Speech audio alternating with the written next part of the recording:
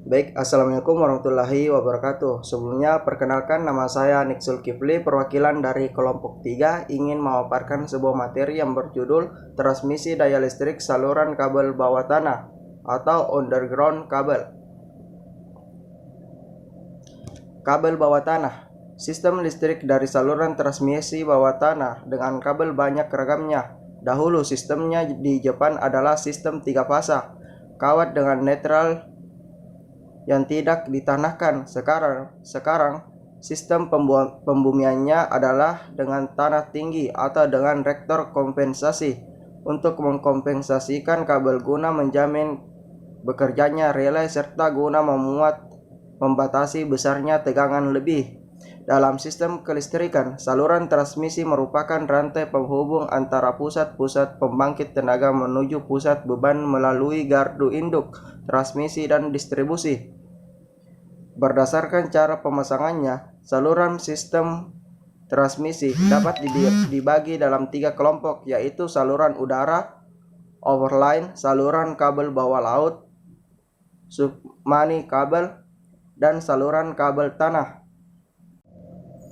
Contoh gambar 1, kabel berinti tunggal dan berinti 3. Bentuk penampang inti pada konduktor yaitu yang pertama, pejal untuk ukuran kecil yang digunakan pada tegangan menengah dan tegangan rendah.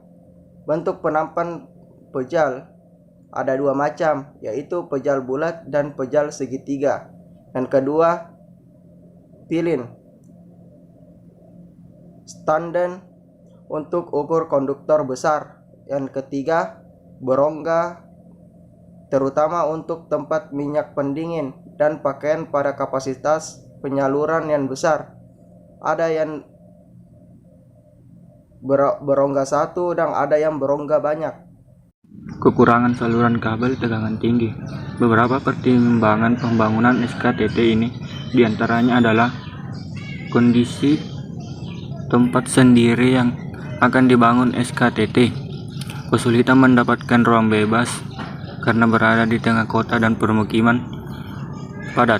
Berikut adalah beberapa kekurangannya. 1. Pemandangan SKTT lebih mahal dan lebih rumit karena harga kabel yang jauh lebih mahal dibandingkan penghantar udara, dan dalam pelaksanaan pembangunan harus melibatkan serta berkoordinasi dengan banyak pihak. 2. Pada saat pelaksanaan pembangunan transmisi SKTT sering menimbulkan masalah, khususnya terjadi kemacetan lalu lintas. 3. Jika terjadi gangguan, penanganan SKTT relatif sulit dan memerlukan waktu yang lebih lama jika dibandingkan SUTM.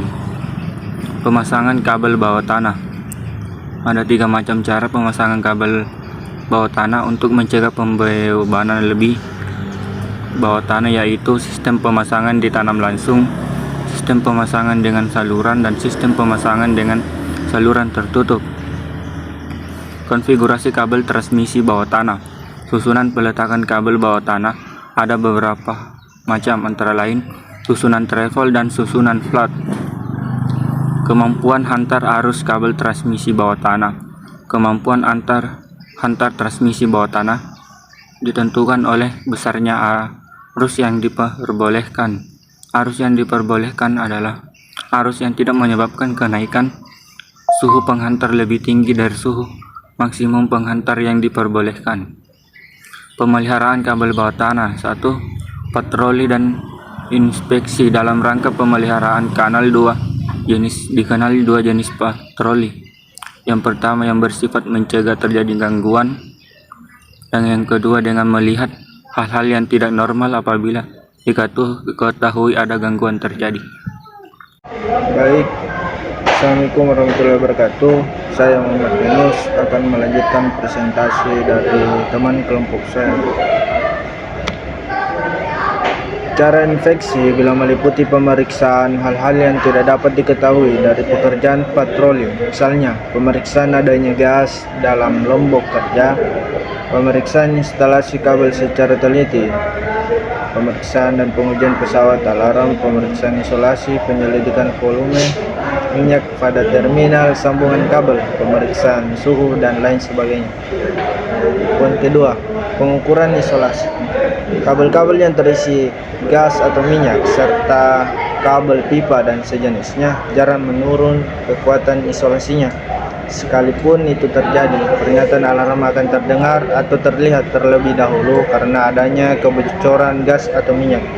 Namun keadaannya tidak demikian pada kabel isolasinya padat, karena mereka menyerap air sehingga kekuatan isolasinya makin lama makin buruk. Cara komponen searah. Pada cara ini, tegangan bolak-balik AC diterapkan pada kabel, lalu diukur besar, arah, serta variasi setiap jam dari komponen searah, dari arus bocor dan arus pemuat yang mengalir. Cara corona. Melalui cara corona, tegangan bolak-balik atau AC atau searah DC diterapkan, lalu diukur jumlah denyut corona sebagai fungsi dari tegangan yang melebihi jumlah tertentu dalam 1 jam. Kemudian cara pengukuran tahanan isolasi.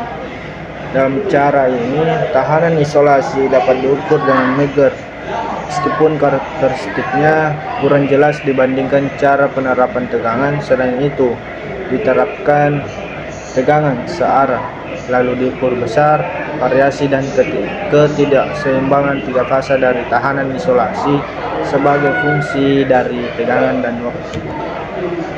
Kesimpulan, kabel itu bukan hanya saja berada di udara, ada juga berada di bawah tanah, bahkan ditanam di dalam tanah agar nilai estetika yang lebih baik dan indah. Untuk memproduksi listrik dibutuhkan pembangkit listrik dari berbagai sumber tenaga, dan menyalurkan ke konsumen penggunaan listrik dibutuhkan saluran transmisi sebagai penyalur tenaga listrik, tempat pembangkit tenaga, hingga saluran distribusi listrik. Penyaluran tenaga listrik dari sumber daya listrik besar sampai ke konsumen membutuhkan sistem distribusi. Mungkin itu dari saya, mungkin itu dari kami, kurang lebihnya mohon dimaafkan. Assalamualaikum warahmatullahi wabarakatuh.